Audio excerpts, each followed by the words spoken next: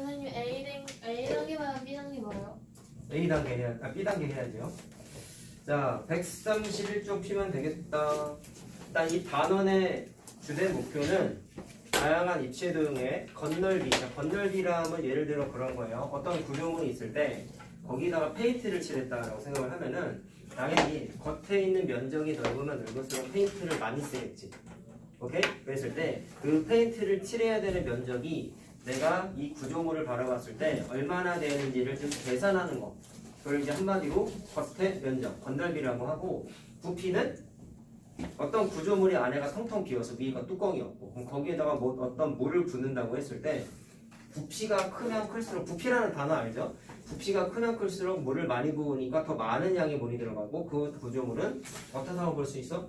부피가 더 크다 라고 할 수 있는 거잖아. 그래서 내가 만약에 여기다 어떤 물을 부은다고 했을 때 얼마만큼의 물을 부을 수 있는지 측정하기 위해서 하는 게 부피를 계산한다라는 거야. 그래서 두 가지가 있어요. 겉의 면적을 찾을 것이냐, 부피를 계산할 것이냐를 다양한 도형에서 한번 해보겠다 라는 거고, 우리가 앞에서 다면체, 회전체를 공부하면서 많은 입체 도형을 공부했잖아. 뭐 있어? 기둥, 뿔대. 이거를 회전체와 다면체 나눠서 공부했지. 각기둥, 각뿔, 원기둥, 원뿔, 각뿔대, 원뿔대. 그리고 정다면체도 있었고, 그리고 회전체 중에서도 일반적인 회전체 말고도 다양한 모양으로 만들어지는 회전체까지 공부했죠. 그거 그대로 다 나와. 거의 다. 그래서 우리의 초점은 뭐다? 아무리 복잡해도 우리는 건널비와 부피를 해결해 보겠다라는 거를 기본 구조물부터 하나씩 찾아 나가는 걸 연습을 할 건데, 할 게 되게 많다고 했어요. 그래서 이건 아마 요번 주 내내 해야 될 수도 있어. 엎드려 있지 말고. 나인씨 아니 제가 엎드려서 저 방금 똑바로 앉아. 굉장히 편해 보였거든요. 자세를 똑바로 해야 잠이 덜 와요, 이 사람은. 알았나?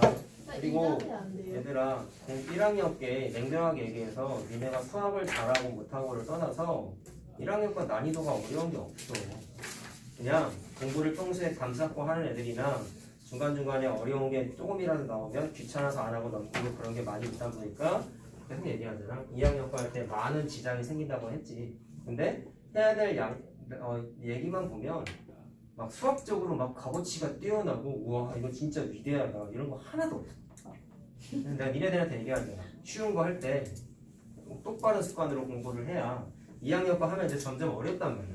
오케이? 2학년 내신이 진짜 어려운 니네한테는. 첫 시험이라서 그런 것도 있고 그런 것 때문에 이걸 잘하고 못하고 나 솔직히 말해서 크게 관심이 없어. 니네 모의고사도 똑같아요.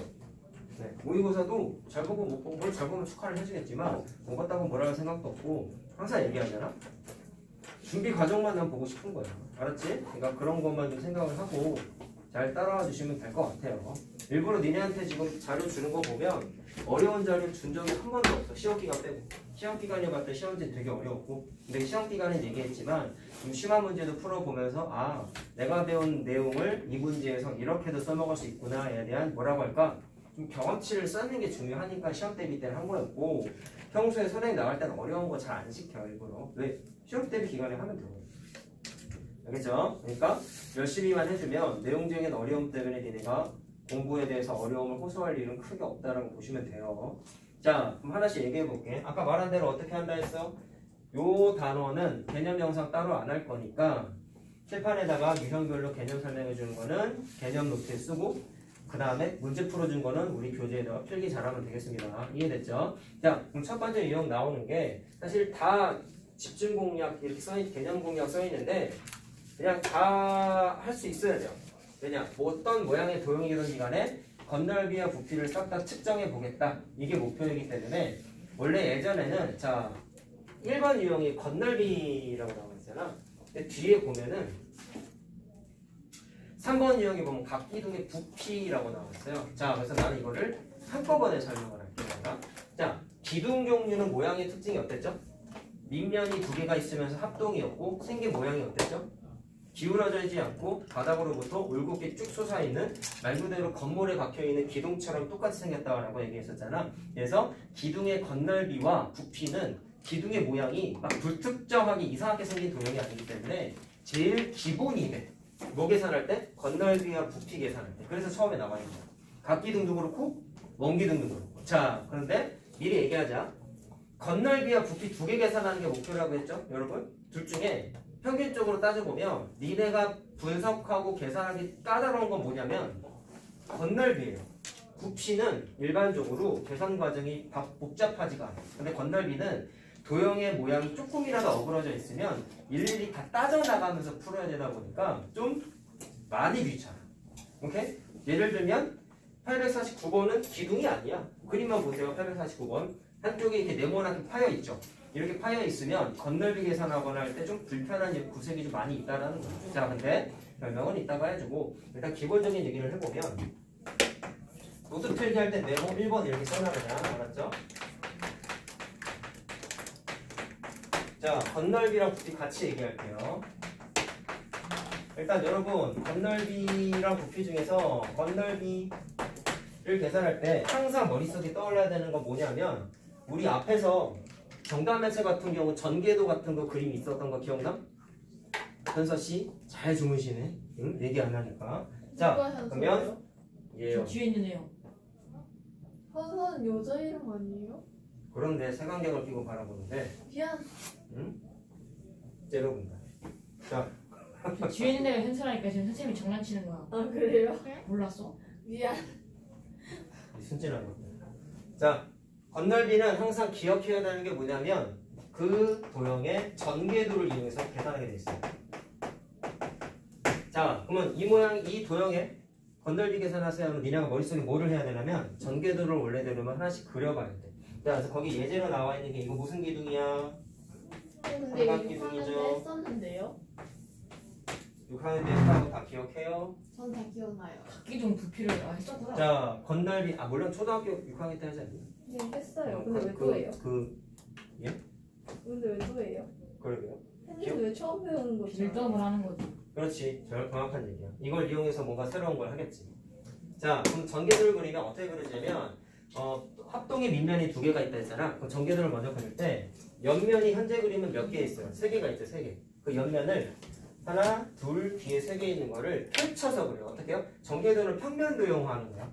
평면 도형화. 해가지고 여기를 예를 들어 가위로 딱 도려내가지고 여기면 펼치고 여기면 이렇게 펼치는 거야. 이해됐어요? 펼치면 여기 있는 면을 이렇게 펼치면 이렇게 직사각형 모양 하나 이렇게 있을 것이고 그 다음에 뒤에 있는 면이 그 옆에 이렇게 붙어 있을 것이고 그 다음에 여기 있는 면을 이렇게 도려내면은 이쪽에 이쪽에 이렇게 또 하나 이렇게 튀어나오게끔 직사각형이 그려지는데 그리면서 하나씩만 느끼면 돼.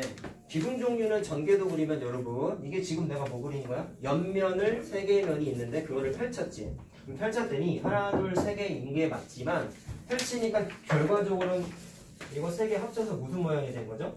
직사각형 모양이 됐죠? 그래서 특별한 일이 없으면 각기둥 종류는 원기둥 종류와 마찬가지로 옆면은 직사각형 모양이 되는데 중요한 게 하나 있어요. 밑면이 두 개가 있다 했잖아. 합동인 거. 그럼 이건 어디다 그래요? 라고 물어보시면 어디에다가 붙여서 그려도 상관없는데 보통은 잘 봐봐. 양 끝에 모양에다가 붙이는 것보다는 가운데 쪽에 몰려있는 면에다가 보통은 이렇게 많이 붙여요. 자, 그럼 직관적으로 판단해 봅시다. 이거 초딩 때 했다니까 뭐 알겠네요, 그러면. 자, 이거랑 길이 같겠지. 네. 당연한 거 아니에요? 이거랑도 길이 같겠지. 그리고 이게 직사각형이니까 사실은 직사각형은 마주보는 변의 길이가 같기 때문에 설명상 동그라미로 썼지만 길이 다 똑같겠죠? 네. 괜찮죠? 그 다음에 요 길이랑 요 길이도 똑같은 거 괜찮아요? 네. 그리고 이렇게 마주보는 변 길이 같고 그럼 여기 내가 그림 잘못 그리냐? 이거 좀 더 길게 그려야 돼. 네, 이해만 하자. 요거랑 요거도 길이가 같겠지. 왜 같아? 이렇게 다시 접고 이렇게 접으면 이 모서리 두 개가 만나야 될 거 아니겠어요? 그럼 길이가 다르면 정확하게 도형이 만들어져요? 안 만들어져요? 안 만들어지죠? 자, 그래서 저렇게 길이가 같은 거는 기본 중에 기본이고 자, 그럼 내가 이걸 표시할 이유가 있다? 이거 넓이 다 구하면 저 녀석이 건널비가 돼. 저기에다가 칠해야 되는 페인트의 면적이 될 수 있는 건데 분석을 했더니 어떻게 됐어요? 옆면이 직사각형이라고 했잖아. 맞지? 근데 니네가 알듯이 직사각형은 뭐 곱하기 뭐라고 알고 있어? 가로 곱하기 세로잖아. 그럼 생각해보세요. 분석하자. 이게 이 기둥의 높이죠, 높이. 맞아요? 자, 높이를 이렇게 H 문자 제일 많이 써요. 그럼 이걸 펼쳐서 이렇게 그리면 저 빨간색의 길이는 당연히 뭐랑 같아? 요 길이랑 같지. 괜찮니? 초딩 때 했다며. 그러면 원기둥이래다. 각기둥의 높이가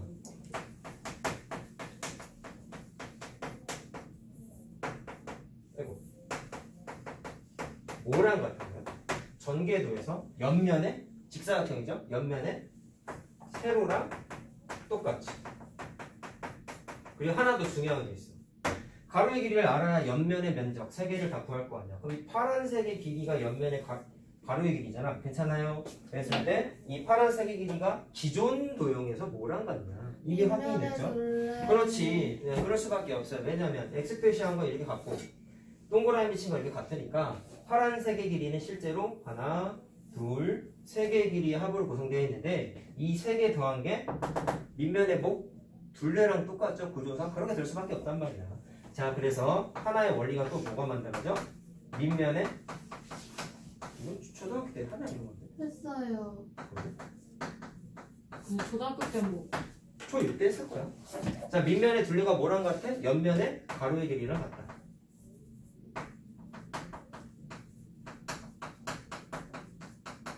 그럼 파란색하고 빨간색 곱한 게 자동으로 뭐가 되는 거예요?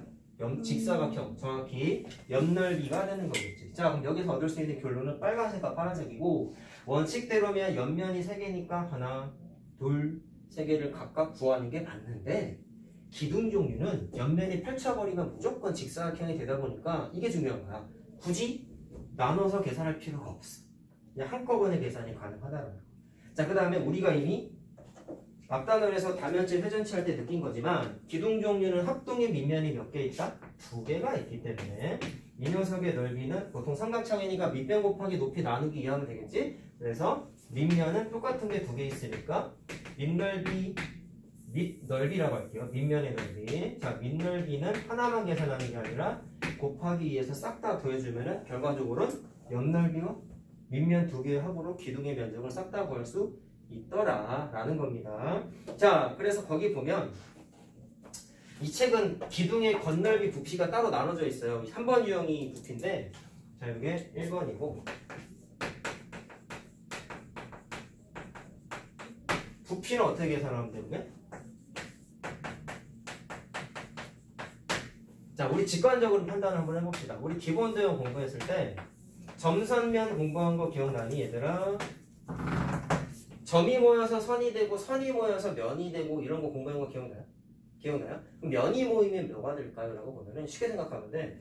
책 같은 거, 자, A4 용지 같은 거 생각해 볼게요. A4 용지가 되게 얇은 면이잖아요. 그거를 수십 장, 수백 장 쌓으면은 어떤 모양이 돼?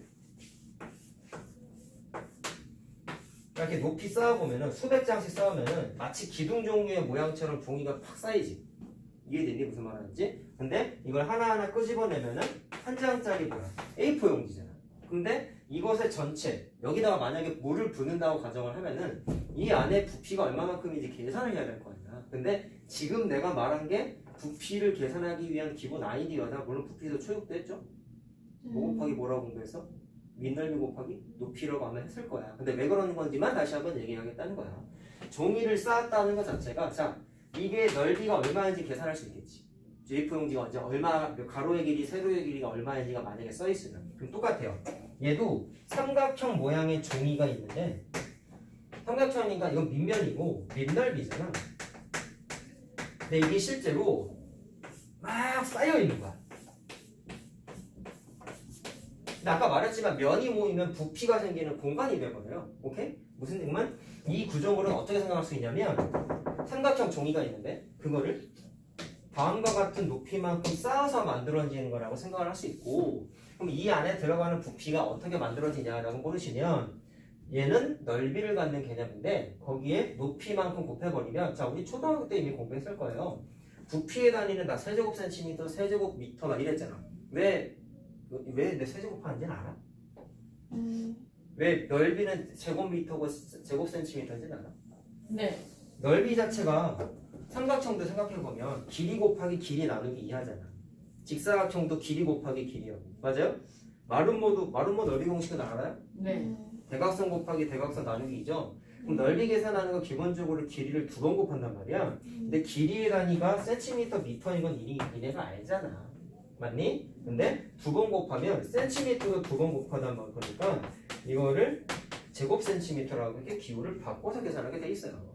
그럼 부피는 어땠냐면 세제곱센티미터였다. 이유가 왜 그러냐면 센티미터를 3번 곱한단 말이야. 그게 이유가 뭐냐? 잘 들어봐봐.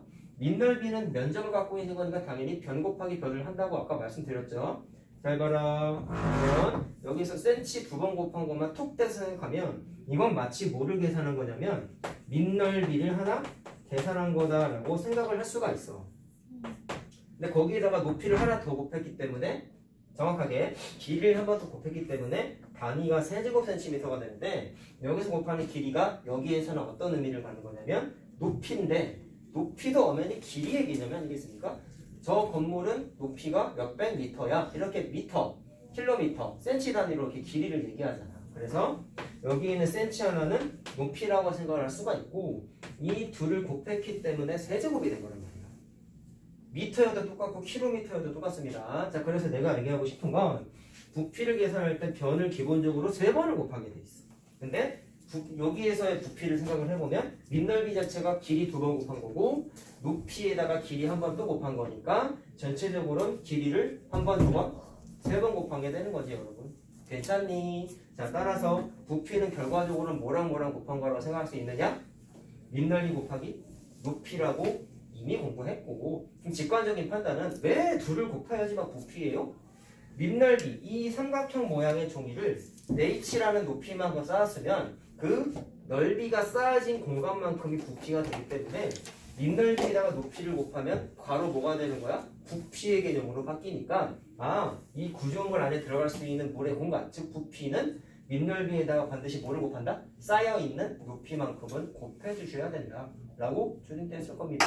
자, 그래서 기둥 종류의 부피는 뭐 곱하기보다 밑넓이 곱하기 높이라고 계산을 하면 돼. 야, 그러면 내가 아까 얘기했지 일반적으로 건넓이랑 부피 중에 뭐가 편하다? 부피가 편하다고 했죠? 이유가 뭐예요? 얘는 옆넓이 한 번 계산해야 되고 밑넓이는 따로 계산해야 되다 보니까 손이 많이 가. 근데 부피는 그냥 밑넓이랑 높이만 곱하면 끝나니까 구조물이 그렇게 복잡하지 않는 이상은 계산이 너무 편리하다라는 거야. 자, 그래서 뭐 초등학교 때 했다고 아무런 어려움이 없으신 것 같은데 계산 실수 많이 해봐라 인간들아. 숙제할 때 얼마나 버거운지. 네. 자, 그럼 설명 하나 했어요. 지금 유형 1번하고 3번 설명한 겁니다. 자, 그래서 푸는 거는 자, 요거 한번 해볼게요. 요건 책에다 표기하면 되겠죠? 자, 건넓이가 294제곱센티미터. 자, 단위가 제곱이니까 당연히 넓이에요. 정육면체래요. 자, 건넓이가 294인데 정육면체래요. 자, 생각해보자. 정육면체는 어떻게 생겼었어? 정사각형 몇 개? 6개로 구성된 거죠? 자, 이걸 공식을 외울 필요는 없어. 근데 분석을 해보면 원래대로면 정육면체도 밑면이 정사각형이고 한 변의 길이, 정사각형의 한 변의 길이가 높이인 각기둥이야.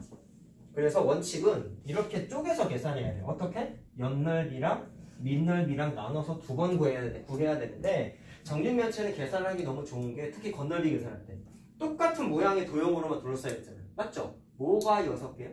정사각형이 6개지? 맞니? 그래서 이 h가 한 변이라고 아까 말씀드리지 않았습니까? 맞죠? 그러면 정사각형 하나의 넓이는 h 곱하기 h 괜찮아? 괜찮아? 지금 계산하는 거 뭐야? 원래대로면 정사각형 하나지. 근데 이게 몇 개로 둘러싸여 있어? 6개로 둘러싸여 있으니까 이거 계산한 게 전체 건넓이 294가 됐습니다 라고. 자, 무슨 얘기하고 싶은 거야? 굳이 밑넓이랑 옆넓이 계산 따로 할 필요가 얘는 없다는 거예요. 자, 이해됐어요? 자, 할 수 있는 건 저렇게 하고 굳이 할 필요 없는 건 빠른 계산을 해도 된다. 자, 이거 식 좀 써보자. 우리 h 2번 곱한 거 우리 거듭제곱으로 표시했어요? 안 했어요? 이렇게 표시했죠? 이거 할 수 있죠 우리? 자, 6으로 나눠지니? 네. 6, 4, 24, 6, 9, 14, 49 이렇게 되죠? 자, 그럼 h를 어떤 숫자를 제곱했는데 49가 됐대? 그럼 h 값은 7이 되겠지. 자, 센티미터 단위 있으니까 높이이자 정사각형의 한 변의 길이구나 라고 계산할 수가 있겠네. 자, 근데 물어본 게 공교롭게도 모서리의 길이를 물어봤습니다. 자, 따라서 답은 일단 요걸 보시고, 자, 우리 지금 부피랑 같이 연습하고 있잖아. 우리 꼭 똑바로 공부하자. 사실 예전에는 건넓이 문제, 부피 문제 무조건 똑같은 구조물 갖다가 이 문제는 어쨌거나 건널비 주어져 있었지. 부피도 계산하는 거 연습 많이 시켰어. 그리고 부피의 약자 얘들아. 참고로 넓이의 약자는 S를 많이 쓴다. 참고만 하세요. 약자니까. 영어 단어 뭐 약자인지 내가 까먹었어. 부피가 영어로 뭐냐? V로 시작하니? 내가 까먹었어. 넓이가 S로 시작하는데 뭔지 알고 싶어. 아는데 까먹었어요. 너는 웃고 떠들 때 아니면 졸리니 항상? 아이고. 어제 사인 준비하느라 못 잤어요. 아까 웃고 떠들 때 신나게 얘기하더니 병이야 병. 그것도. 이게 공부는 나 어제 유튜브 보다가 내가 존경하는 학원 강사가 2명 있거든. 인터넷 강사. 누구야? 저 한 명은 신승범이라고 있고 인터넷에 깨고 있는데 왜 모르죠? 한 명은 정승재라고 있어. 저 정승대 수학생 알아요. 잠이 깼구나. 저쌤 알았어. 저 이지영 쌤이랑 알아. 알죠? 이지영 쌤. 일단 선생님이 학원 수업 준비할 때 제일 많이 참고했던 사람이 이 사람이고 수업, 그러니까 공부에 있어서. 근데 아이들을 컨트롤한 데 있어서 참고한 사람이 이 사람이야. 그러니까 둘 다 매력이 있어. 이 사람은 학력으로는 최강이고 이 사람은 공부를 안 하는 인간을 사람을 만들 때 최적화되어 있는 사람이야. 그래서 많이 보고 배웠는데 이 사람이 뭐라 그랬냐면 많이 얘기를 했지. 어록이 다 있는데 수능 볼 때까지 니네가 공부를 정말 많은 걸 하고 어려운 것도 푸는데 우리나라 교육과정상 니네가 대학을 가기 위해서 보는 그 수능은 애들이 잘못 생각하는 게 이거야. 니네도 아까 이제 얘기하다가 이런 얘기 잠깐 했어. 쟤는 머리가 좋으니까 시험 공부를 안 해도 성적이 잘 나오는 거야. 물론 머리가 좋으면 남들 막 대여섯 시간 공부할 거 잠깐 공부해서 성적 잘 나올 수 있어요. 왜? 그런 애들은 보통 하나 가르치면 10개, 20개 하는 애들이거든. 근데 아무래도 여러 번 공부해야 되는 애들 입장에서 얘를 보라보면 현타 오죠. 나는 저렇게 해도 안 되는데. 그러다 보니까 애들이 괜히 비교가 되니까 자격지심이 생겨. 자격지심이 뭔지 알지? 찔리는 거야. 나는 저렇게 해도 안 되는데. 나는 왜 여러 시간 공부해야 얘 겨우 따라갈까? 나도 그런 생각 해봤고 난 머리가 안 좋으니까. 근데 그 사람이 말하는 게 무슨 얘기를 했냐면 대학 가기까지 너네가 공부해야 되는 그 문제의 난이도는 상식 밖의 난이도가 절대로 없어. 딱 고등학교 때 공부하는 내용에서만 나와. 근데 너무 당연한 거지. 근데 왜 스포자가 그렇게 많냐 이거야. 그러니까 애들이 생각하는 건 안 믿어 이 사람은. 상식선에서 할 수 있는 걸로만 시험을 보고 상식 밖, 그러니까 좀 전문적인 거는 대학교 가서 한단 말이야. 근데 그건 사실이야. 근데 수학 자체 난이도가 원래 애들이 어려워하죠. 수학 자체가 너무 어렵다 보니까. 그러다 보니까 뭐 아까 라임이가 고등학교 가면 열심히 해서 하면 되겠죠 이런 얘기 했지만 나 솔직히 말하면 그렇게 하면 안 될 가능성이 거의 99.9%라고 생각을 해요. 물론 100%는 아니야. 정말 대가리 충만하다고 생각하고 정말 자고 일어나서 공부만 하는 애들이 있으면 기적이 연출될 가능성은 있지만 그게 자기가 될 가능성은 떨어져요. 사실은 주변에 그런 사람이 있을 수 있겠지만 그래서 일반적인 상황에서 봤을 때 지금 너님들 중학교 1학년 때부터 만들어 나가는 게 가장 최선의 방법이란 말이야. 알았어요? 뭐 수학 1등급 따는 게 목표는 좋지. 근데 1등급을 못 땄다고 뭐 인생의 패배자야? 영어도 그렇고 수학도 그렇고 국어도 그렇고 그렇지는 않아. 근데 자기가 열심히 지금부터 준비해가지고 고3 때까지 돼가지고 시험을 봤을 때 1등급이 아니라 2랑 3이 나왔다 하더라도 재수를 하지 않고 그 상태로 대학을 갈 거면 그 사람은 대학교 가서도 중학교 1학년 때부터 했던 짬밥이 있다 보니까 열심히 계속 하게 돼요. 근데 내가 그런 애들 진짜 많이 봤거든. 고3 때 바짝 열심히 해서 대학을 가면 보통 그런 애들은 대학교 가서 공부 안 해. 더 놀아. 왜? 놀던 기억만 더 많은 애들이다 보니까. 물론 놀지 말라는 게 아니라 대학교 가면 노는 애들 많아. 왜? 성인이 됐으니까 통금도 없지. 자취하는 하는 애들도 있지. 부모님 손을 많이 벗어나다 보니까 방탕한 생활을 많이 하죠. 게임방에도 늦게까지 있고 뭐 그럴 수 있죠. 성인이니까. 근데 문제는 뭐냐면 그런 기간이 너무 길어. 대학교 생활 동안. 그러니까 그러지 않으려면 지금부터 니네가 만들어 나가야 된다는 얘기를 내가 계속 하는 거야. 알았어요? 잘해야 돼 이런 얘기가 아니잖아. 습관은 사람은 쉽게 안 변해. 근데 쉽게 안 변한다는 게 뭐야? 지금 니네가 잘못 갖고 있는 습관을 바꾸는 게 쉽지 않다는 거고 다시 얘기하면 그거를 고쳐놓은 상태로 니네가 고등학생 되고 대학생이 되면 그대로 유지하게 돼. 사람 버릇은 정말 무서운 거거든. 알았어요? 3살 버릇 여든 간다는 말 알잖아요. 알겠죠? 이거를 지금부터라도 해놔야 된다는 거야. 자, 말이 좀 했는데 이 사람이 무슨 얘기했어? 고등학교 졸업하고 대학교 갈 때까지 내가 공부하는 내용은 노력 여하에 따라서 다 해결이 가능하고 그 영상의 베스트 댓글이 뭐였느냐? 공부는 의지에 따라 다르다. 그렇게 써있더라고. 어떤 학생이 다. 그게 왜 베스트겠어요? 다 겪어보니까 그게 맞는 말이에요. 자기가 쌓은 말이겠네, 공부라는 게. 그래서 내가 아까 얘기한 거 아니야? 웃고 떠들 때는 하하호 하다가 공부 시작하니까 졸고 앉아있고. 그렇죠? 자기 자신하고 지고 계세요. 강현서 씨. 네? 본인과 싸워서 이기셔야죠. 피곤해서 졸린 게 아니야, 니네 절대로. 알았어? 그냥 공부가 하기 싫은 거야. 아니, 별거 아닌 것 같지만 2학년 그리고 평소에 좀 늦게 자는 사람이 있으면 정신 차리게 살아라. 전화해보니까 늦게 자는 인간들이 가끔 있더라. 2학년 애들 중에 늦게 자는 애들 내가 고치느라 개고생했다. 왜 그런지 알아? 학교 가서 졸아. 문제는 뭔지 알아? 학교에서 가서 잠을 채워놓고 학원 오면 다행인데 학원 와서 또 자. 원래 그러죠. 원래 그러죠가 아니라 그러면 안 되죠. 학교에서 자는 건 난 터치 안 할게. 내가 뭐 학부모도 아니고. 근데 학원까지 와서 자면 어쩌자는 거야. 내가 저 책상을 왜 갖다 놨겠니? 조는 인간이 밤마다 있으니까 조는 방지 책상 갖다 놓은 거야. 저거 돈 주고 산 거야. 하도 자가지고. 근데 저걸로는 대책이 안 서. 계속 자. 문제가 뭔지 알겠어? 성취도가 떨어져. 니네 지금 하는 거 얼핏 아는 거니까 내가 얘기했잖아. 얼핏 아는 거가 쉬우니까 긴장감이 없어 더 자는 거야. 다시 풀면 되겠지 뭐 이런 아니란 생각을 하니까. 근데 그거는 내용의 주제상 1학년에서 끝난다니까. 니네 2학년 되면 이제 답이 없어져 점점.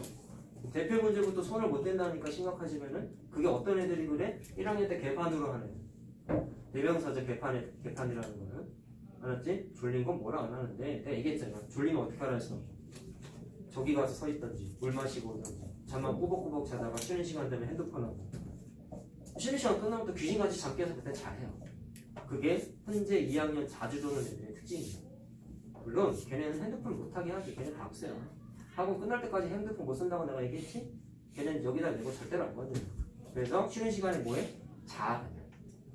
10분이고 15분. 그럼 깨우고 수업하면은 그 뒤로 집중력 최고야. 절대로 안 줘. 그런 애들을 1학기 때 내가 다 해봤답니다. 현재 2학년 애들. 지금은 안 자요. 왜 그런지 아냐? 처리해준 거지. 시험을 2번 보니까 나 진짜 큰일 났다. 지가 알아버려. 그리고 아까 말했잖아. 그 4명이냐 5명이냐 20점부터 35점까지 올랐다고 하는 애들. 걔네 집중력 최고야 지금. 나 하니까 되는구나라는 걸 안 거야. 본인과 싸우면서 이긴 걸 느껴봤죠. 그 5명 중에 4명이 공교롭게도 잠 엄청 자는 애들이에요. 수업시간. 못하는 데는 이유가 다 있어. 확실히 보면. 내가 자신감을 가지라고 하는 게 고등학교 거도 상식적인 선에서만 하는데 중학교 거라고 모두 카드입니다. 노력 여하에 따라서 다 정복이 가능해. 단원에 대한 어려움은 내가 무슨 수를 써서라도 도와준다니까. 2학년 특히나 도형 많이 어려워요. 지금 애들도 시험 대비 하고 있는데 손도 못 대는 문제도 되게 많아. 어려워. 그렇지? 그걸 하냐 못하냐는 이게 진짜 지금부터에 따라 다른 거야. 웃고 떠들면서 수업하면 얼마나 좋을까. 나도 그러고 싶은데 나도 옛날에 그렇게 해봤어. 선생님 강사 경력 얼마 안 됐을 때 20대 후반에. 근데 그렇게 하니까 좋은 건 얘들이 수업 시간에 앉아. 즐거운 마음만 갖고 수업하다가 집에 가. 근데 무슨 문제가 생기는지 알아? 집에 갔더니 머릿속에 남는 게 선생님이 한 농담밖에 기억이 안 나. 근데 그게 엄마 귀에 들어가면 학원에 전화가 와. 왜 수업을 안 해요? 그래서 내가 그것 때문에 엄청 많이 혼났어. 근데 한두 번 혼났으면 그런 얘기 안 하지. 계속 혼났어. 그럼에도 불구하고 그때 당시 나의 마인드. 아니 중학생은 좀 천천히 여유있게 해도 되지 뭐. 아무것도 모를 때 나도. 아이들의 케어라는 개념을 전혀 몰라. 난 그렇게 고지고대로 살았는데 집에 보니까 영어는 그랬는데 수학은 안 돼. 이유는 점점 애들이 수학을 어려워하는 걸 내가 무시하고. 선생님 시절 애들은 이렇게 됐어. 얘네들은 고등학교 가면 열심히 하는 애들 되게 많아. 왜? 얘네 잘 생각해봐. 니네 초등학교 때 시험 봤어? 고등학교 때 시험 봤어? 시험 잘 안 보지 않니? 주요 과목만 뭐 본다고 한 것 같기는 한데 선생님은 중1 때부터 전교 시험을 봤어. 중간고사 기간에서. 그러다 보니까 애들이 언제 빡 집중하고 언제는 놀고 이거 명확하게 학습하면서 지내는 애들인데 니네는 그거를 중학교 2학년 1학기 기말 때부터 하는 거란 말이야. 너무 늦죠. 물론 이렇게 얘기하면 넌 옛날 사람이잖아. 맞아. 그렇긴 한데 그렇다 하더라도 그런 문화가 바뀌었다는 거를 생각을 하면 지금부터 열심히 안 해놓으면 니네 내년부터 너무 고생을 많이 한다. 복수 프린트를 왜 많이 주겠어요? 많은 거 아니에요 이거. 이것도 줄인 겁니다. 솔직하게 말씀드리면 2학년 애들은 없는 대신 거야. 근데 난이도는 똑같아. 니네 좀 쉬운 거. 금방 해. 야 너 이거 하는데 얼마나 걸렸어? 1시간도 안 걸렸어. 100문제 하는데 1시간도 안 걸렸어. 걔가 머리가 좋아서가 아니야. 난이도가 지금 오늘 준 것만큼 쉬워서 그래. 근데 그걸 왜 주는지 알아? 수학 열심히 안 한 애들은 그것도 못해서 쩔쩔맨 애들이 쓰도록 하거든. 많은 욕심을 바라지 않고 어려운 거 안 시킨다. 알겠지? 그러니까 공부는 자기 자신과의 싸움이야. 아, 숙제가 왜 이렇게 많아요? 얘기할 수 있어요. 계속 맨날 매번 숙제 내줄 때마다 왜 이렇게 많아요? 그건 좀 문제가 있어. 난 항상 생각하고 내준다고 했잖아. 그치? 그러니까 내주면 무슨 생각하는 게 좀 이제 선생님 부탁이었잖아.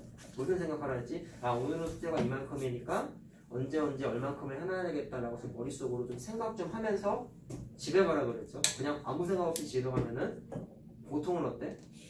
밀어놓고 숙제를 많이 하다 보니까 밤늦게까지 숙제하는 경우가 많고 학교 가져가서 하는 경우가 많고 숙제 퀄리티가 많이 떨어진다고 했어요. 말 나온 김에 얘기하면은 자기가 시간이 너무 빠듯해가지고 난 진짜 게으름 피지 않았는데 나의 무슨 개인 스케줄이 많아. 뭐 공부가 아니어도 뭐 라임이처럼 운동을 한다든지 아니면 다른 학원 스케줄이 매일 있다든지 과외가 있다든지 그런 사람이 아니면 되도록이면 숙제는 학교에서 안 했으면 좋겠어. 이유는 학교에서 너네가 언제 숙제하는지는 잘 모르겠는데 뭐 수업 시간에 좀 하거나 쉬는 시간에 하거나 아니 점심시간에 하거나 피치 못할 사정이 아닌 이상은 그러지 않았으면 좋겠어. 왜냐? 안 좋은 게 너무 많아. 라임이한테 한번 얘기한 적 있지? 학교에 숙제하면 안 좋은 게 너무 많아. 조금 늦게 자더라도 집에서 하는 게 제일 맞고 그게 힘들면 아직은 잠이 많을 나이니까 좀 일찍 일어나서 집에서 다 했으면 한다. 근데 자기 스케줄상 수행평가 많거나 그러면 못 하잖아. 그런 경우는 안 하는 거보다 하는 게 낫거든. 최악은 면해야 되니까 그런 경우만 좀 학교 가져가서 하시고 중요한 거는 학교 쌤한테 뺏기지 말고 학교 서랍에 넣어놓고 안 갖고 오지 말고. 이게 너무 싫은 거야. 뺏긴 애보다 요즘은 잘 안 뺏더만 그냥 학교에 두고 오더라고. 프린트 통째로, 책 통째로. 근데 가만 보면 이걸 또 악용하는 애들도 봤어. 숙제 안 했는데 안 걸리려고 일부러 안 갖고 학교에 두고 왔대. 근데 내가 학부모님한테 전화해보면 얘 밤새도록 놀다 자던데. 뻔하지. 그래서 추궁을 해. 불러다가 애들 있으면 쪽팔리잖아. 야 너 손 양심에 가슴에 손을 얹고 얘기해봐. 너 진짜 했는데 학교에 두고 온 거야? 진지하게 정말 웃음기 쫙 빼고 물어보면 거의 대부분은 거짓말 안 하죠. 보면 죄송합니다 이래. 네, 그런 프린트 두고 오는 게 좀 상습적인 애들은 거의 다 숙제 안 하는 애들이야. 덜 했거나.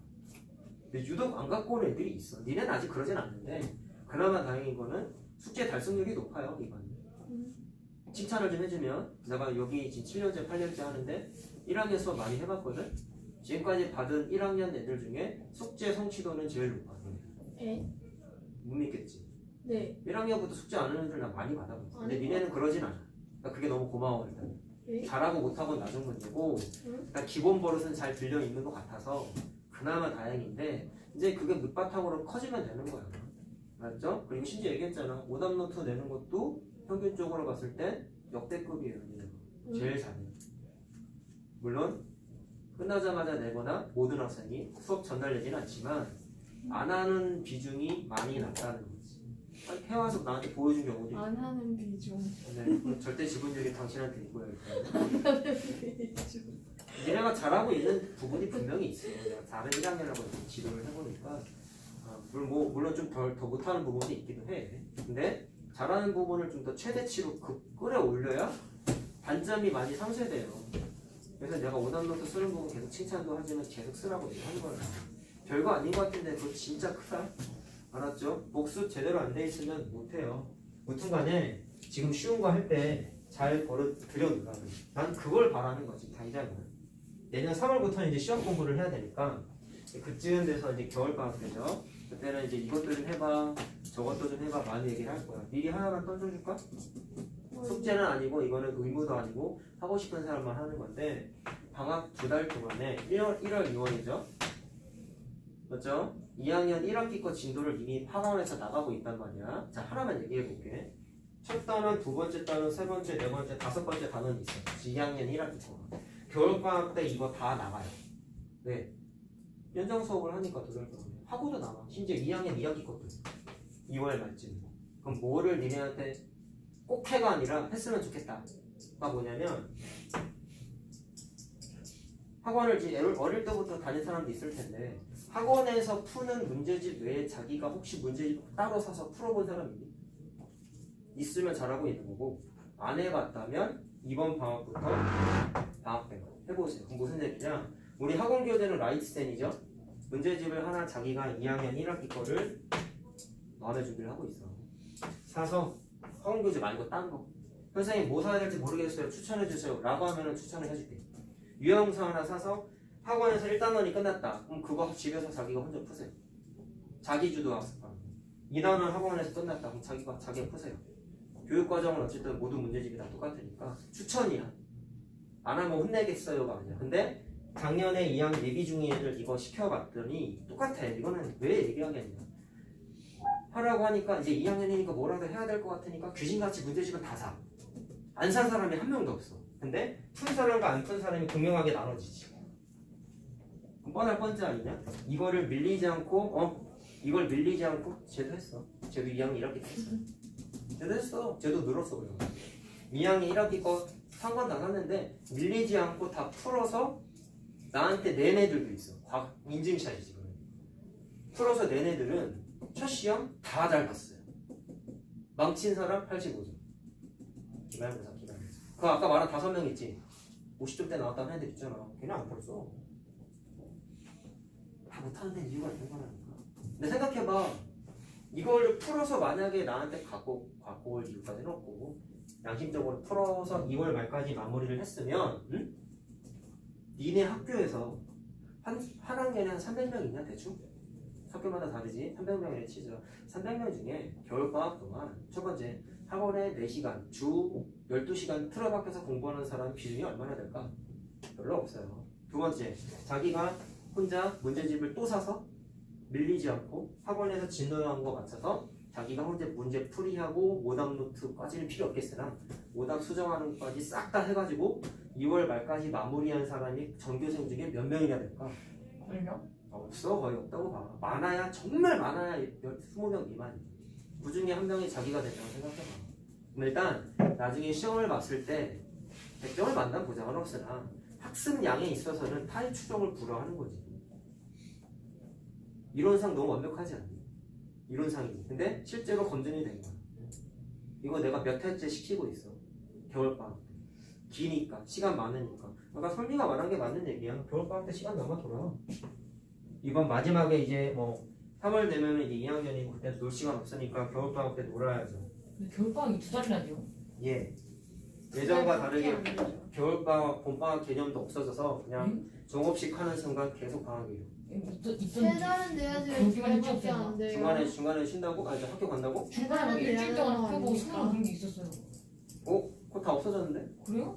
있는 학교가 아직도 있나? 니네 학교는 있나 보네? 네. 뭐가 있다고요? 그러니까 봄방학 개념. 일주일 동안 학교 가고 2주 동안 더 쉬고 그랬어. 그런 거 왜 해? 그니까. 요즘 거의 없어. 그래요? 만약에 그게 사실이면 그 기간에는 연장 수업을 안 해. 왜냐면 네가 수업을 참여를 못 하잖아. 아 그럼 얘가 안 하면 저기까지 안 하는 거야? 나 얘기했잖아. 겨울방학 방학 아닌데 이거 할 수 없어요. 근데 설마 그거 있는 것 같아요.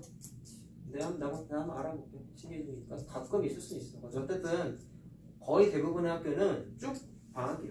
2달.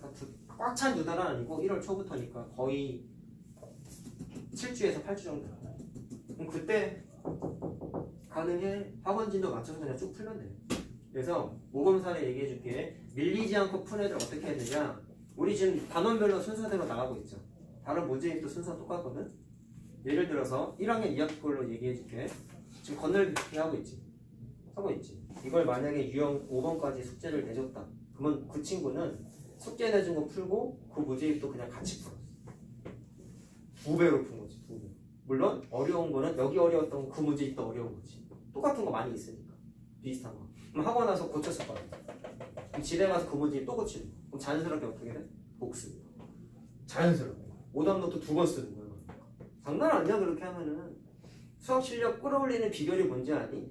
자기가 많이 틀렸던 거 안 틀리면 돼요.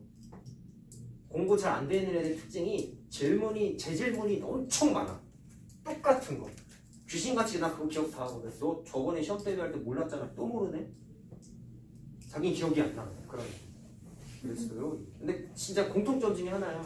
근데 반대로 얘기할게. 자기가 많이 틀렸던 거 극복하면은 자연스럽게 성적이 올라. 그 아까 말한 5인방 50점 나온 그 5명. 나 4명이구나. 5명이 아니라. 5명 맞다. 5명. 걔네 다 그걸 극복했어. 많이 틀렸던 거 자기가 다 해결하고 시험 보러 간 거야. 그러니까 다 올랐어. 그러니까 애들도 이제 내가 말한 걸 믿어. 그 전에 첫 시험 50점 받았을 때는 시험 보기 전날 보충할 때까지도 틀렸던 유형을 계속 틀려. 방식을 설명해 줬는데 적용을 자꾸 못해. 기억이 안 난대. 까먹었대. 근데 왜 그렇게 됐을까? 내가 얘기했죠. 시험 기간에 애들 안 좋은 습성 뭐라고 했어요? 오답노트 안 쓴다 그랬죠 애들. 걔네 오답노트 1도 안 썼다니까. 그러니까 틀리는 거야. 오답노트 절대로 안 썼어 걔네. 물론 지금도 안 썼어. 근데 이번에 좀 학습량으로 커버를 한 거지. 이 부분에 대해서 혼을 내긴 했고 어쨌거나 니네는 안 그러면 되는 거잖아. 그 선배들의 55분 보면. 내가 자신있게 얘기하는 거야 얘들아. 지금부터 버릇 잘 잡아나가면 다 늘어. 100점을 맞는다는 얘기가 아니라 지금보다 더 느는 게 자기가 스스로 느껴지고 자신감까지 생긴다는 얘기를 하고 싶은 거예요. 알겠죠? 아직은 수학적인 자존감이 니네가 그렇게 높진 않단 말이에요. 평균적으로 봤을 때. 어려우니까. 그럴 시기야 니네 1학년 때가. 아니 무슨 1학년에 수학을 재밌고 자신있게 해. 말도 안 되는 거지 솔직히 말하면. 그거를 방학 때부터 한 1학년 때 지금 남은 시기부터 자신감을 하나씩 채워나가려면 내가 하라고 하는 거 꼭 하란 말이야. 방학 때요. 2학년 1학기 거 유형서 하나 사서 그럼 또 이런 날 제일 얇은 거 사야지 해놓고 심화교재를 사. 블랙라벨 같은 거. 5% 그거 최상위 풀기 전에 나한테 이 문제 사도 돼요 확인받고 사나? 작년에 이랬더니 블랙라벨 A급 선인관이 있어. 선생님 저도 그거 샀다가 지금 못 풀고 있어요. 저 A급 샀었는데. 하지마. 그거는 얘들아 블랙라벨과 A급은 학원 시험 대비 최종 코스예요. 레벨업도 안 했는데 끝판왕하고 맞서겠다고? 최상위 수학은 책이 얇다고? 그것도 어려워. 라이트는 사도 돼. 라이트. 근데 라이트도 어려울 것 같은데.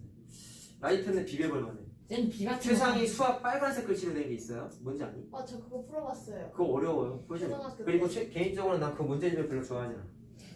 왜요? 최상위 수학 빨간색은 고등학생이 중학교 거 복습할 때 쓰는 책이야. 맞아요. 왜냐면 거기 고등학교 내용이 많이 써있어. 맞아요. 그래서 지금 니네 시기에는 적절한 책은 아니고 최상위 수학 라이트는 우리 학원 복습 교재로 이미 쓰고 있는 책인데 우리 반은 그 책을 쓰지 않아요. 다른 책 써. 그래가지고 그 라이트 책을 만약에 살 거면 사도 돼. 근데 좀 어려워. 근데 해볼만해. 많이 어려운 건 아니야. 어쨌거나 미리 하나 얘기했어. 그래서 라이트가 이겁니다. 하나 2학년 1학기 걸 사야지. 그러니까 나중에 12월 되면 다시 얘기할 텐데 해봐야 돼. 그래야 학습량 맞춰주면 다 잘하게 돼 있더라고. 그러니까 중학교는 학습량과 성적이 정비돼. 알았지? 자, 말이 너무 샜네요. 잠 깨려고 잡소리를 너무 많이 했네. 자, 이거 뭐 하려 했냐면 넓이만 구하지 말고 부피도 한번 계산해보자. 자, 부피는 아까 기둥 종류는 뭐 곱하기 뭐라 했어요? 밑넓이 곱하기 높이라고 했죠? 자, 그럼 이 도형의 밑넓이는 어디 있어? 당연히 정사각형이지. 자, 그럼 정사각형의 넓이는 한 변의 길이 7이니까 7 곱하기 7한 게 밑넓이고 아까 말했듯이 높이가 이 정사각형의 한 변의 길이인 7이라고 했죠? 기억나죠? 그래서 7을 3번 곱한 게 답이 된다. 까지 이렇게 자기가 좀 열심히 하고 보고 싶으면 건넓이 문제인데 부피도 계산해보고 부피 문제인데 건넓이도 계산해보고 하면은 아주 좋아. 이건 추천이야. 알았지? 추천. 물론 내가 풀어줄 때는 거의 대부분의 문제는 이렇게 풀 겁니다. 됐죠? 원기둥은 좀 쉬었다 하자. 나이스. 10분만 쉬자. 최악이다. 자, 하자. 자, 각기둥 아까 건널비 얘기할 때 결국에는 뭐랑 뭐 나눠서 하라고 했어요? 첫 번째, 전개도를 먼저 그린 다음에 자, 아까 각기둥 옆면 3개짜리 있었을 때 펼치면은 직사각형 모양이 됐었잖아. 원기둥은 자, 일단 회전체니까 공면이 거의 하나 이상 존재합니다. 그중에 원기둥은 옆면이 이렇게 두루마리 휴지처럼 말려있다 보니까 옆면을 요만큼을 이렇게 잘라가지고 여기도 물론 이렇게 잘라가지고 옆면을 쭉 펼치면 휴지 일정량만큼 쓰려고 잡아당기면 직사각형 모양으로 나오잖아요. 그거랑 마찬가지로 옆면이 직사각형 모양으로 펼쳐지고, 자, 각기둥과 마찬가지로 원기둥도 합동인 밑면 두 개 있는 거 알죠? 그래서 보통은 원으로 구성되어 있는 거잖아. 원을 일반적으로는 위아래 하나씩 붙여서 이렇게 전개도 형태로 그린다. 근데 각기둥하고 원기둥하고 원리가 똑같아요. 자, 비교해 볼래? 첫 번째, 옆면이 직사각형인 거 맞지? 펼쳤더니. 그랬더니 아까 말한 거 첫 번째, 옆면의 세로의 길이, 직사각형의 세로의 길이가 기존 기둥의 뭐랑 같아? 높이랑 같죠? 그럼 아까랑 똑같지? 아까랑 똑같잖아. 맞아? 그래서 이번에 말로만 할게. 아까 이미 썼으니까. 그 다음에 또 중요한 게 뭐가 있냐면 옆면의 가로의 길이가 아까 삼각기둥일 때 밑면의 둘레의 길이랑 똑같았죠? 맞아요? 그럼 이번에는 밑면이 뭐야? 원이잖아, 원. 요거 좀 적어놔야겠다. 그래서 둘이 뭐로 같아? 자, 밑면의 둘레의 길이. 원주죠, 원주. 와 뭐랑 같다? 옆면의 가로의 길이가 똑같다. 자, 그래서 옆넓이를 마찬가지로 밑면의 둘레에다가 기존 기둥에 뭐를 곱하면 돼? 높이를 곱하면 된다라는 건 똑같고, 각기둥하고 똑같고, 그 다음에 합동이 밑면 두 개 있으니까 두 녀석의 넓이만 따졌을 때는 어떻게 하면 되는 거예요? 요거 밑넓이 하나 계산해서 똑같은 거 위아래 두 개 있으니까 곱하기 2에서 더하는 것까지 아까랑 똑같습니다. 자, 그럼 부피도 어떠냐? 똑같다.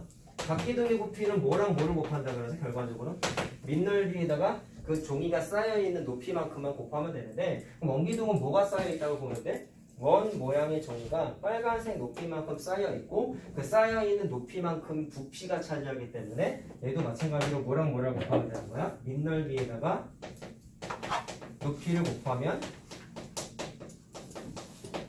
자, 부피 단위가 되니까 단위는 세제곱 센티미터, 세제곱 미터 이렇게 단위까지 정리가 되더라. 자, 라는 거 확인하면 되겠습니다. 자, 뭐 아까랑 겹치기 때문에 새로운 내용이 없어요. 현실적으로는. 자, 그러면 유형 2번 문제는 하나 안 풀었지 우리. 자, 어디 풀어볼까? 자, 853번 한번 풀어볼게요. 이건 개념 정리 노트 해야 되는 거야. 네모 2번, 아까 네모 1번 했잖아. 똑같이 하면 된다. 자, 건널비 물어봤죠? 똑같아요. 선생님은 건널비만 계산하지 않고 부피까지 계산을 해보려고 하는데, 자, 이게 원기둥이 아니죠? 뭐예요? 반원이지, 반원 밑면이. 자, 그럼 어떻게 생각하면 되느냐? 방식이 여러 가지가 있는데, 자, 거기 밑면이 반원인 기둥이라 했으니까 그냥 노멀한 방법은 잘라진 부분이 원래 있겠죠. 이렇게. 그러면 원칙적인 풀이는 원기둥이라고 생각을 하고, 건널비 물어봤지? 근데 부피 계산할 때는 부피 먼저 얘기해야 돼, 이거는. 이 문제 풀이는 건널비인데, 부피를 만약에 계산할 거면 똑같은 계산이지만 미묘하게 다른 계산을 한번 해볼게요. 기존의 원기둥의 부피를 먼저 계산해. 근데 거기 보니까 반지름 4라고 써있어요. 밑넓이 곱하기 높이라고 했습니다. 자, 밑면 반지름 4니까 밑넓이는 4 파이알 제곱 16 파이가 될 것이고, 거기 높이 보니까 여기 8cm라고 나와 있어요. 그래서 여기에다가 8을 곱하면 지금 계산한 건 뭐야? 잘라지기 전 원기둥의 부피지. 근데 반으로 툭 자르는 거니까 나누기 2까지 하면은 이 녀석의 부피고, 괜찮아 여기까지? 그럼 조금 미묘하게 다른 거 뭐냐면 잘라진 것만큼 제외해서 계산한 거잖아. 근데 내가 아까 얘기했잖아. 기둥 종류의 부피는 모양과 크기에 관계없이 무조건 밑면의 넓이에다가 높이만 곱하면 끝나요. 그럼 이거를 어떻게 좀 다르게 해석을 할 거냐? 지금 계산한 건 이걸 밑면으로 생각을 한 거지. 맞아요? 근데 원래 이 구조물은 밑면이 원이 아니라 뭐였어? 반원이죠? 반원이죠? 자, 그래서 반원의 넓이를 밑면으로 하는 그 밑넓이를 먼저 계산하는 거야. 자, 그럼 어떻게 하면 돼요? 반지름 4짜리 원의 넓이는 16파인데 반 원이니까 2로 나누면 괜찮지.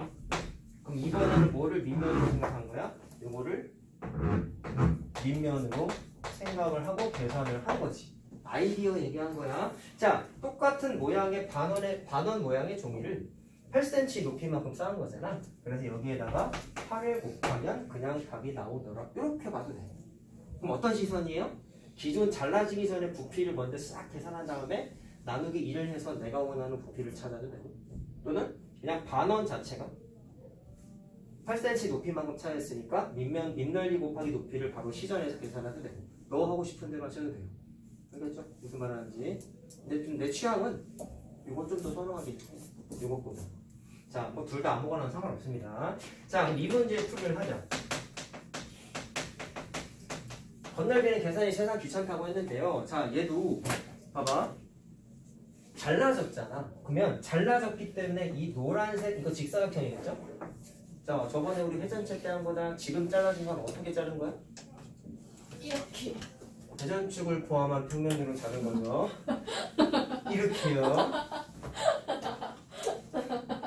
저번에 했잖아. 회전축을 포함한 평면으로 원기둥을 자르면 직사각형이 된다 했죠. 어이가 없네. 됐니? 자, 근데 똑같아. 얘 잘라지긴 했지만 굳이 이를 붙이면 밑면이 반원이고 올곧이 솟아있어요. 그럼 기울어져 있거나 폭이 좁아지거나 하고 있지 않아. 그러면 안기둥. 그렇죠. 굳이 이런 말은 없지만 밑면이 반원이 반원 기둥이라고 생각을 해도 상관없어. 근데 내가 아까 얘기했지만 기둥 종류의 건널비는 옆넓이와 밑넓이 나눠서 계산한다고 하지 않았어요? 그럼 잘 들어봐봐. 옆넓이를 계산할 때 무조건 뭐랑 뭐를 계산한다? 밑면의 둘레 길이와 기둥의 높이를 곱하면 옆넓이래. 괜찮아? 전개도 안 그리고 할 수 있겠니? 잘 봐봐라. 옆넓이가 어떻게 된다고? 밑면의 둘레의 길이. 잘 들어. 이걸 또 잘못 계산해서 반원이라고 호의 길이에 요 호의 길이만 계산하는 인간이 있어. 반원이 호로만 둘러싸여 있어? 아니요. 이것도 지름도 있잖아요. 오케이? 자, 그래서 둘레의 길이 정확하게 지름 8cm에다가 자, 암산하자. 반지름 4짜리 원의 둘레의 길이는 2파이 r이니까 8파이죠? 근데 반원이니까 2로 나눠야 되죠? 그럼 4파이겠죠? 이거 계산 안 하는 애들 많다. 조심해야 돼. 지금 한 거 뭐야? 밑면의 둘레의 길이, 즉 옆면의 가로의 길이. 괜찮지? 그럼 여기다 뭐를 곱한다고? 기존 기둥의 높이 8cm를 곱하면 옆넓이라고. 원리 똑같아. 잘라져 있어도. 자, 그 다음에 밑면 두 개 있다 했죠? 반원이 두 개 있으니까 합동인 밑면 두 개 맞지? 야, 그러면 바보가 아닌 이상 반원 두 개 합치면 어떻게 돼? 원이지? 그래서 반원 곱하 밑면 두 개는 그냥 반지름 4cm인 원의 넓이가 되겠죠. 괜찮아요? 분석하는 거? 그래서 그냥 파이 r 제곱 때리면 된다 안 된다? 된다. 16 파이. 따라서 답은 요거 두 개 더하면 돼요. 자, 내 계산을 좀 해야 돼 얘들아. 분배 법칙 할 수 있지? 따라서 괄호 풀어 외치면 8 곱하기 8 4 곱하기 8 숙제는 4번 유형까지 하자. 나이스. 4번 유형이요. 자, 862번. 선생님 제 짱남이 4번이에요. 안 물어봤어요. 자, 지금 계산하는 거 뭐야? 잠깐만요. 자, 옆넓이죠. 자, 밑넓이 두 개 합친 거 뭐가 됐어? 원 하나 된 거 괜찮지? 지금 네모 2번까지 썼는데 유형 4번까지 설명 다 한 거야. 알았죠? 자, 이렇게 쓰는 게 니네한테 좀 더 편해, 사실은. 자, 더하면은, 자, 파이가 있는 것끼리만 동유형 취급당하는 거 알고 있죠, 우리? 이거 언제 했어요? 원가 부채꼴 할 때 많이 했지? 32 더하기 16해서 48파이다. 자, 센치 단위가 있었나요? 102파이. 있네요. 뭐가 102파이요? 더하면요. 아, 파이가 없구나.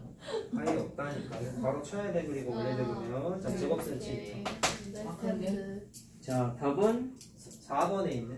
4번, 자, 교재는 파이가 먼저 써있지? 네. 선생님. 자, 됐죠? 아직 다 안 풀었어. 아, 그래요? 자, 지금 예제 두 문제 풀면서 내가 건널비 부피까지 다 한 번씩 해줬다 보니까 원래대로면 뒤에 있는 부피는 안 해도 돼. 근데 하지 마요, 그러면. 하나만 할게. 하나만. 두 개까지는 니네가 할 수 있을 것 같고 원기둥 하나 합시다. 질문 지났냐 우리. 4번 유형 하나 풀게. 풀면 집에 가면 되겠네. 일단 오늘 교재 숙제 덜 고친 게 있을 거예요. 다 고쳤는데 혹시? 네. 오늘 해온 숙제 다 고쳤어요. 혹시 오답이 좀 남은 사람? 안 남겨. 솔직하게 손들어. 좀 다음 시간까지 좀 해보자. 좀 안 해왔어요. 넌 안 해왔잖아. 넌 안 해야 돼. 생각해보자. 아 괜히 말했어. 오답노트 오늘 보러 오답노트 너 숙제가 안 됐으면 오답노트도 없네. 아니다. 저 아까 프린트는 오답이 있었잖아. 네. 너 그림 이쁘게 그려. 네. 똥으로 그리지 말고. 아 솔직히 그냥 저 너무 그림 어려워요. 예쁘게 그거 어떻게 그리죠. 잘 그려요. 아니 저 그림 예쁘게 그리죠. 안 봐서 모르겠는데. 아니 제가 교내 개념 그건 인정. 그죠 제가 아니, 예쁘게 할 수 있는데 안 하니까 더 나쁜 정사각형은 어떻게 거야. 그려요? 그거 안 그려지던데? 뭐를요? 정사각형을 그리면 뭔가 이상하게 돼요. 정사각형이 안 그려진다고? 일단 평상면 그리고 또 이렇게 내리는데 뭔가 모양 이상해요. 정사각형을 못 그린다고? 정사각형이 아니라 아 직육면체겠지. 정육면체요. 정육면체 이쁘게 못 그리겠다고? 네, 이거 그냥 평행사면 그리고 아래 이렇게 하는 평행사면은 그려. 감으로 그냥 내려. 똑같은 길이로 내려. 네? 똑같은 길이로 내리려. 개념노트 할 때는 쉬운데 줄 있어서. 바본가 봐. 뭐? 잠깐만. 응? 야 시간 좀 더 끌어줘. 아니 초등학교 때 이거 그리는 거 안 해? 했어요. 공부를 안 했네. 질리겠는데? 이거 안 되는데요. 미술이 소질이 없네? 일찍 나와고 나랑 아웅 초등학교 때 그거 했잖아, 데스. 된다. 아닌데? 이거 직사각형이야. 그것도 있고. 아니 초등학교 때 했다면서 그림을 못 그려. 초등학교 때 이거 했다고? 왜안 네가 했다며. 어떻게 그렸지? 혹시 아니? 왜 내가 이걸 볼 때마다 자, 1분씩 요거하고 갈 거야. 잘 빡 집중하세요. 자, 원기둥의 높이가 9cm일 때 밑면의 반지름을 구하래. 자, 우리 알듯이 각규등이고 원기둥이고 밑넓이 곱하기 높이라는 걸 알죠? 그러면 높이가 이미 나와 있고 여기다 뭐를 곱하면? 밑넓이와 높이를 곱하면 전체 부피가 된다는 걸 알잖아. 자, 여기서 이제 뭐를 구할 수 있다? 밑넓이를 일단 식을 통해서 구할 수가 있다. 자, 9로 약분하면 되죠? 할 수 있죠? 자, 9, 2, 18. 네? 3 아니에요? 93이야? 9, 3, 27. 뭔 얘기하는지도 모르겠어. 무슨 일 있었니, 얘들아? 아니요. 자, 아무 일도 없었죠? 36파이. 자, 원의 넓이가 36파입니다. 식을 굳이 써줘야 되나 싶지만 파이 r 제곱이죠. 그러면 r 제곱이 얼마가 돼야 돼요? 파이가 날라가니까 36이라서 나 계산 되게 못하겠네. 진짜 못해. 그래서 계산하다 틀리면 도와줘야 돼. 네. 자, 6cm 나왔어요. 답이 그냥 나왔네요. 답이 몇 번? 6. 3번. 3번. 고생하셨습니다.